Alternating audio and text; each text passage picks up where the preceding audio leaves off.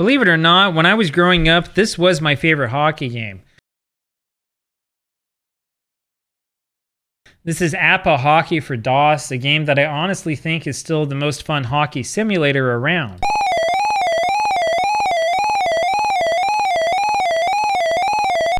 And honestly, I think it's pretty impressive for a game that was originally made back in 1989.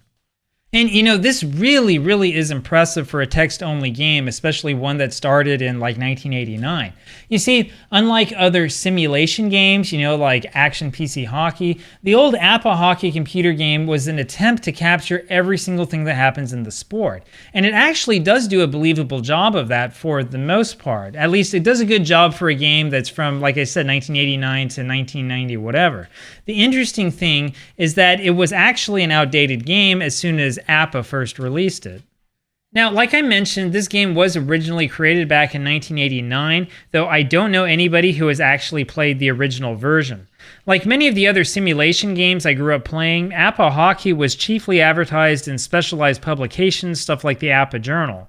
And most of what I know about the old True Hockey game comes from articles like this one that date back to May 1993, which is right around the time APBA purchased the game.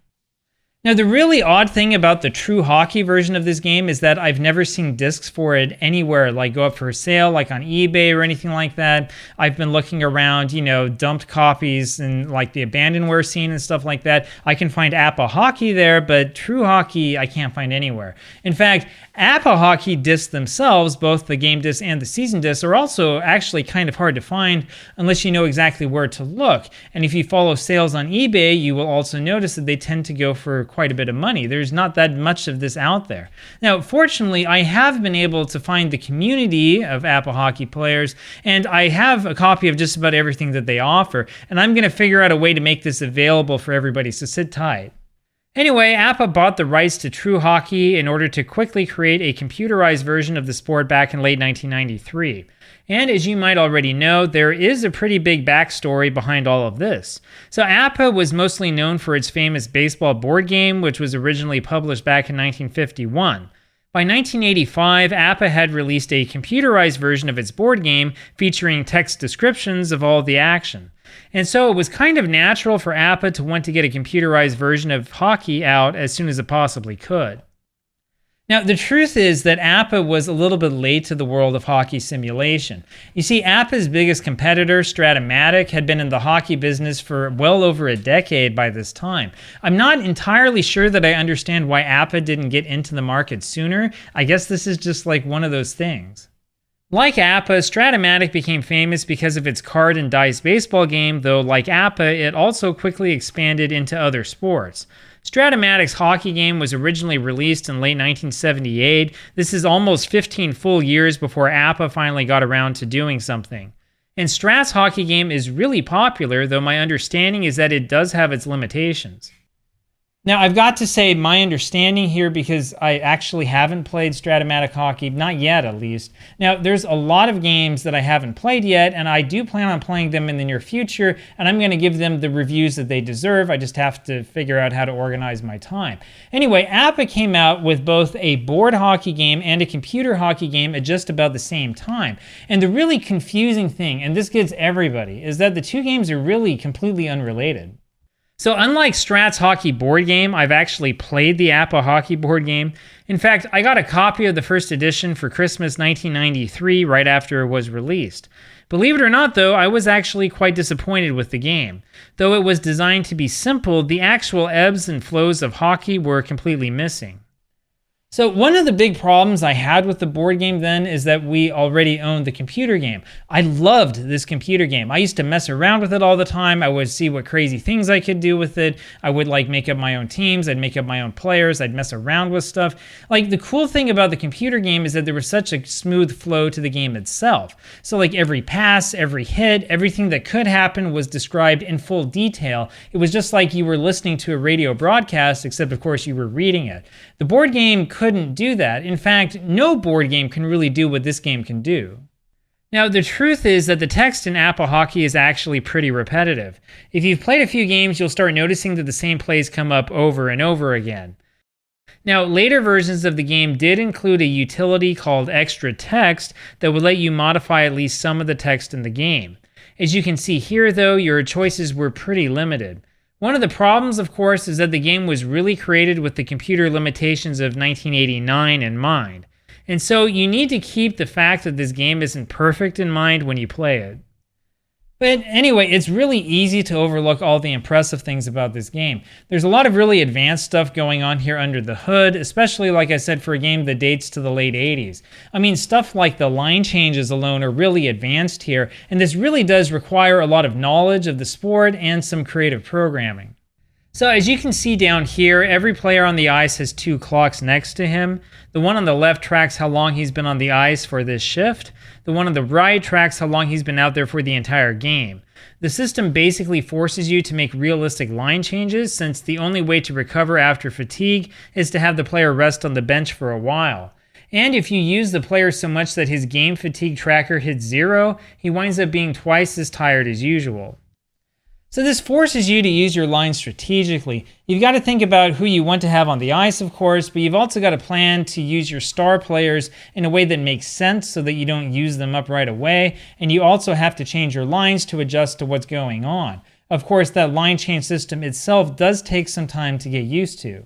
This is what the line change screen looks like, and this is where I need to do some careful explaining.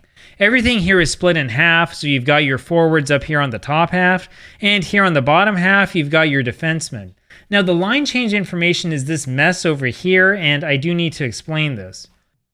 So the thing you've got to keep in mind is that the game was made for DOS and not for Windows, and so my keyboard's not long enough, but you have to rely on, pushing the keyboard strokes instead of pushing on this thing on your mouse, right? And, forget about using, one of these babies, which would be a lot easier if you could, right? So you have to push the right keyboard button, and you have to actually, read the manual to figure out how it works and all that stuff. Thing is, kids these days, they don't know how bad it was back in those days. Man, we had it hard. The columns up here tell us which line is which, and you have to push one of the F buttons, F1, F2, something like that, to choose a line. In other words, pushing F1 chooses line 1, F2 would be line 2, and so on. Now, F7 and F8 correspond to the power play lines. F9 and F10 are the penalty killing lines. And yeah, you need to adjust them as you play if you've got guys listed on the line who are in the penalty box or who are injured or whatever. Now, when you're looking at this, you're probably wondering how in the world you can tell what you've just selected. Well, of course, they put what you selected in column number 6. Yeah, I know, it makes no sense, but remember, they made this back in 1989. This system is the most jankiest thing in this game by far. So if you look closely here, you'll see that column 6 changes when I push the button to change my line. And you need to keep that in mind. If you need to change a line on the fly because of an injury or because someone was overused or whatever, you can't make the change directly to line 6. The other thing to remember is that the game will remember your line combinations when you start playing your next game with your team. So like I said, this is still a pretty complex system for a game, but it seems to be quite simple. And that's what makes this ideal for doing a serious season project, like a season replay, that sort of thing. Of course, you have to decide exactly how you're going to manage things like rosters if that's what your goal really is in the end. Before each game begins, you need to choose which players are on today's roster and which ones are not. And of course, the best way to figure out who should and shouldn't be on your roster is to do a little bit of research. Unfortunately, not even the old box scores will tell you precisely who played in each game. This means you need to do some roster management yourself. However, with a bit of research, you can at least get an idea of when certain players were active, who the starting goalies were, and so forth. And of course, you're not going to be able to figure out the exact real-life lines and stuff like that unless you have a really impressive videotape archive. But that's part of the fun of this, by the way. I mean, you've got to figure out how to balance your roster and how to deal with injuries and other headaches. It's all part of the fun of the game. Anyway, the game really is not super complex, but it is a lot of fun once you get into it. Your basic strategy involves picking different forechecking modes, ranging from parking the bus to an all-out blitz. You can also choose to play unusually physically if you like, assuming that you don't mind penalties. There's also stuff I honestly don't use that much, like having certain players shadow other players, stuff like that. And honestly, a lot of this is standard across the other hockey simulations. The nice thing about this one, though, like I've said, is the actual flow of the game. So you're going to see this later on when I go back and start messing around with action PC hockey again. It's been a couple years. Games like that tend to divide hockey up into little chunks of play. It's like you're rolling the dice when you're playing Strat-O-Matic or whatever. APBA Hockey on the computer is special because it keeps the flow going without necessarily that much starting and stopping. Of course, with limited advertising, and since this was a text-only game, APBA Hockey didn't exactly sell all that well back in 1993. I mean, APBA's game was simply never going to compete with what EA Sports was putting out, even if the strategy was more advanced than in the old NHL series.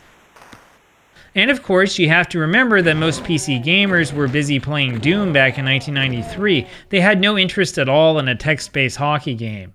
Even the impressive 13 seasons that APBA Hockey for DOS had at launch were not enough to push this game over the top.